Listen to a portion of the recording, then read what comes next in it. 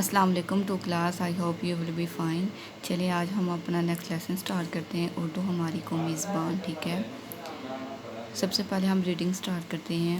اردو ترکی زبان کا لفظ ہے، اردو ترکی زبان کا لفظ ہے جس کے معنی ہیں لشکر یا خیمہ۔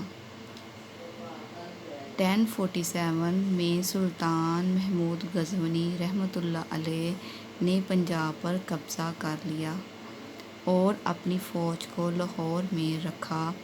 فوج کے سپاہی تو فارسی بولتے تھے لیکن مقامی لوگوں کی زبان پنجابی تھی۔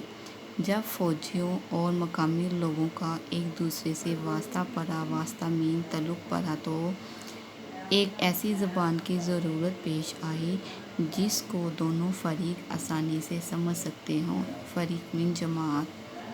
جو فوج دلی میں تھی اس کی زبان بھی فارسی تھی۔ دلی میں رہنے والے عام لوگ جس زبان میں بات کرتے تھے اس کو کھڑی بولی کہتے تھے۔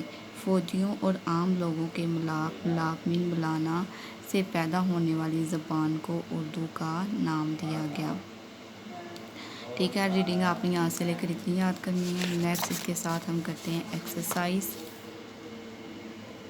فرسٹ جو ہمارے پاس کویشچن ہے، حرفوں کو جوڑ کر لفظ بنائیں۔